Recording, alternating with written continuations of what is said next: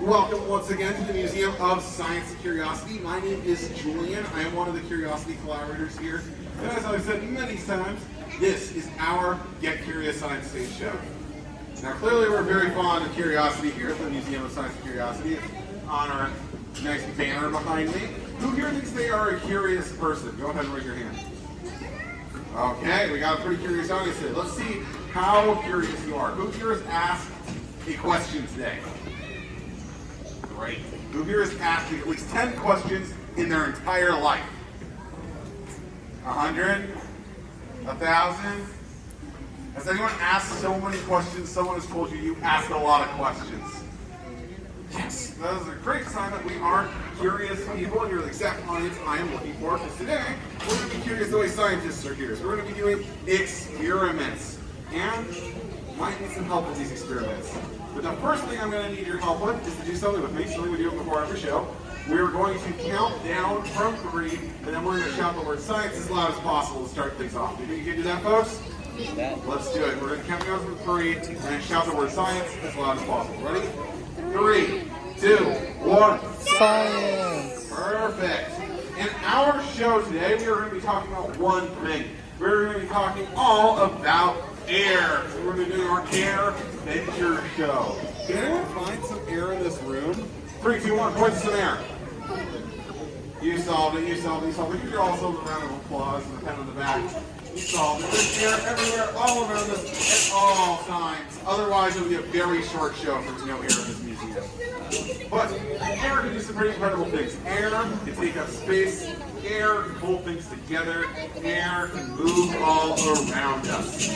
If this right now, we're going to naturally start with this glass of water. Ooh, incredibly scientific. It came from the tap right over there in the office. So I am going to take this glass of water and I am going to pour it through the air that we've established is in this room right now. And I want to see what happens. Does anyone have an idea what they think is going to happen when I pour out this glass of water? What do you think is going to happen? It's going to fall into the bucket. Who thinks it's going to fall into the bucket? Who thinks something amazing might happen, something different? Raise both hands. You're going to stop talking and just do something. Oh, that's nice of you. I want to see what happens. Are you ready? All right, count down with me. Count down from 3. 3, 2, 1. Ta-da! Yeah, was that the most amazing thing you've seen all day? Hopefully not. Otherwise, we're not doing our job right here at the museum. That's okay. So even though the air wasn't strong enough to stop the water from spilling out of the cup, we all did something cool. We all made a hypothesis. Can we all say hypothesis? Hypothesis. An hypothesis is any testable idea scientists make before an experiment. We thought something might happen, we tried it out, turns out it didn't happen. But a lot of times, experiments don't work the way we want them to work. And we're scientists. We're not just going to try something once, we're going to try it again and again, changing it up to see what happens at every time. So this time, we're going to try the experiment again, but I'm going to make it more exciting and a little bit more dangerous. Does anyone want to see it more dangerous? I think so. And I need a volunteer for this dangerous experiment. And right over here, do you want to come up with a butterfly shirt? What was your name? Gemma, give Gemma a round of applause. All right, Gemma, so here's the deal. We're going to try this again, but this time I'm going to do it over your head.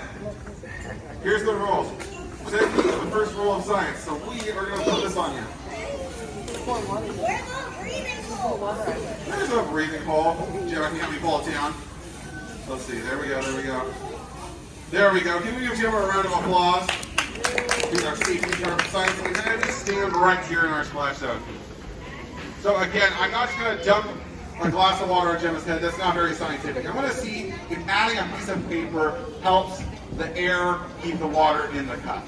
Now, I want to see some raised hands. Who here thinks Gemma is going to stay dry today? A lot of us. Oh, Gemma thinks she's going to stay dry. Who here thinks Gemma is going to get a glass of water dumped on their head today?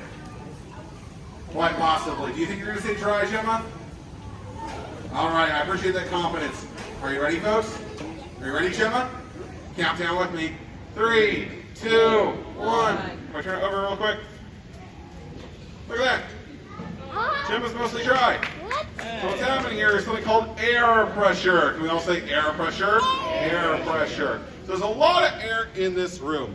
There's not so much air in this cup. There's so much air in this room that it's holding that water in place, at least for now. You can see it's kind of guzzling out. Look at that. As the air escapes back in there, it starts to spill. That seal breaks. It goes splashing out, but not on Gemma's head due to the power of air in this room. Give Gemma a round of applause, folks. I'll take this.